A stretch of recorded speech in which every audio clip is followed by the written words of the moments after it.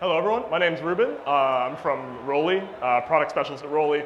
Also, of course, musician, multi-instrumentalist and all that kind of stuff. So, today we are talking about MPE. Maybe you know what it is, maybe you don't. MPE stands for MIDI Polyphonic Expression.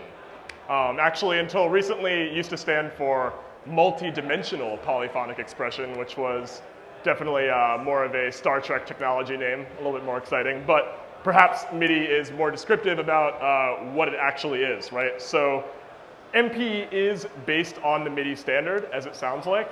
So basically, the idea and the promise of MPE, which is still very new, but being widely adopted, is to add much more physical expression capability to your performance, right? With synths, with electronic sound sources.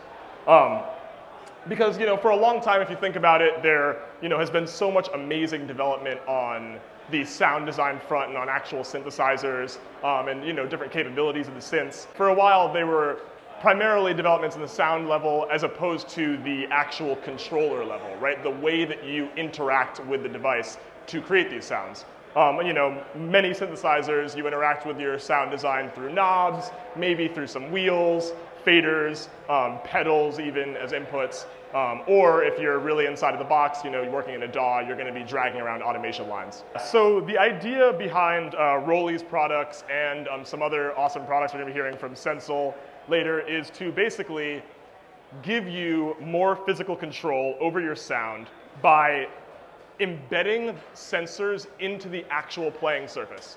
As opposed to taking your hands off of the playing surface to control your sound, why not be able to control your sound as you're playing in the same way that you would with an acoustic instrument, right? If you think about like a violin or a saxophone or these other acoustic instruments, you have lots of physical control over what you're doing, right? You could vibrato, you could play with different parts of the bow, you could breathe harder, you could flutter, right? All these things are really important in the actual resulting performance and the musician's voice. So trying to basically create that same dynamic with these products. So here I have the Seaboard Rise 49. This was released originally in 2015. When we first put this out, MPE was really, really nascent. There basically was no compatibility. We had to make everything because basically, when we first put it out, it was kind of a dream that maybe you could use this with Logic or with your hardware synths, but it really wasn't compatible yet.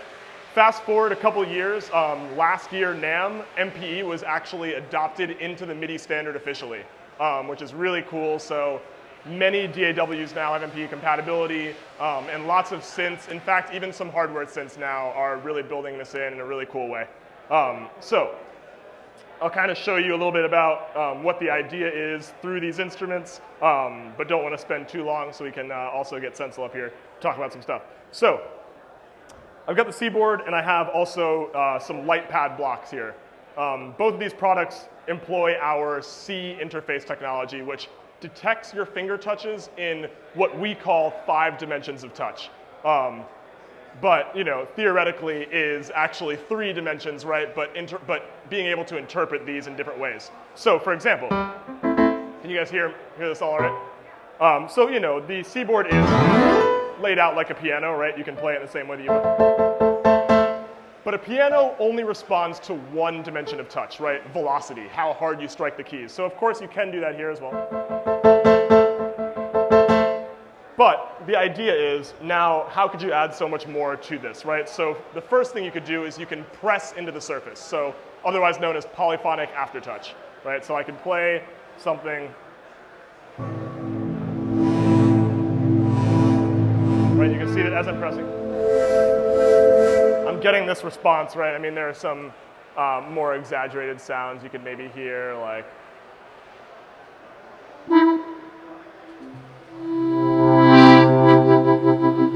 Right, and the actual important thing about MPE is not only having this expressive capability, but specifically the MPE element of that technology is the fact that it's independent for all of your fingers. So for example, I can. Right, might not seem that exciting, but actually was a huge development in synth technology over the years. So for example, moving along, you can also glide your fingers left and right to pitch bend just like you would in a string instrument.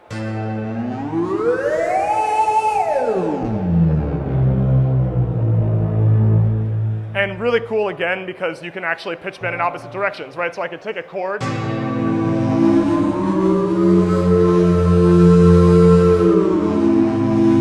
Right, I can hold one note as a drone.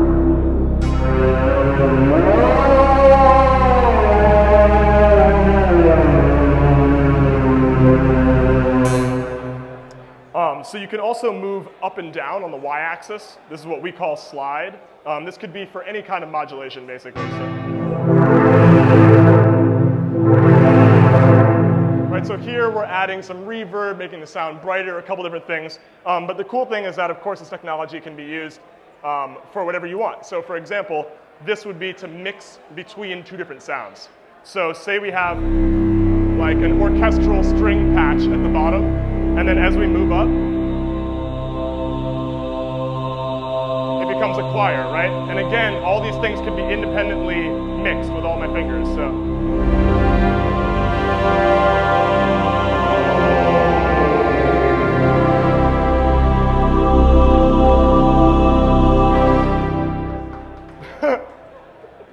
But yeah, I mean, super simple movement, right? There I was really just playing a sus4. I basically was just, if I was playing a piano sound, it would have just been, right? But the idea is that you really can bring to life, you know, kind of simple piano movements with this kind of technology. So it actually even responds to how fast you take your fingers off of the surface. So for example, I could cut the sound off quickly by releasing my finger fast, or have the sound release, you know, decay in a much slower way. And all of these parameters are fully mappable, of course, right? We have a really amazing interface inside our various synths. So we have Equator, Strobe 2, Cypher 2, which are products from F-Expansion, which are part of the ROLI family now.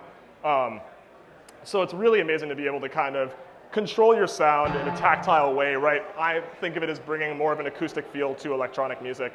And so, yeah, it just allows you to basically, you know, reinterpret how you would normally play the keyboard.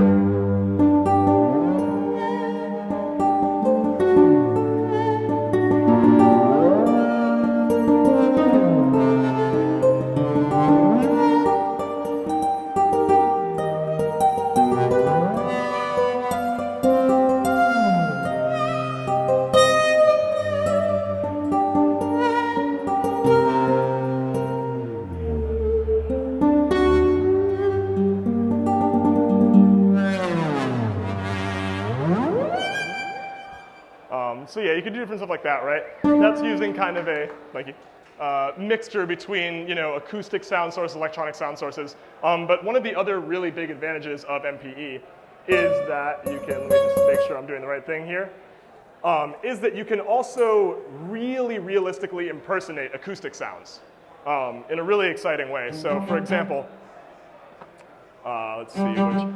Here I have a cello sound, right? Just controlling it on the light pad block, which is not arranged like a piano, of course, but has the same sensory control. So I can, you can hear me pressing into the surface, right? Just like you would be pressing harder onto the strings.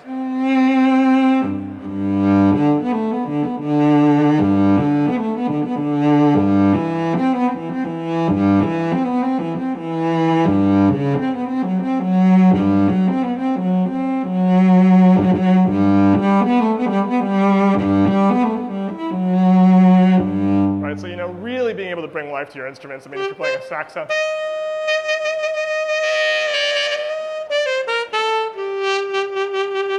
Right, and all just in an intuitive way. Instead of having to study what the technical explanation of how to make a sound that you want is, you can really just kind of control the sound. And I mean, going, you know, even further, kind of interesting things that we're exploring in terms of how you can control drum sounds as well using MPE. So perhaps, you know, I mean, of course I can play this like a standard drum pad.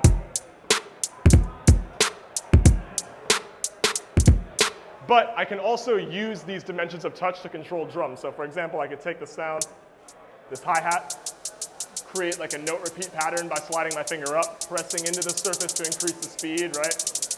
And so then you can do things that normally you'd have to do in post-production, right?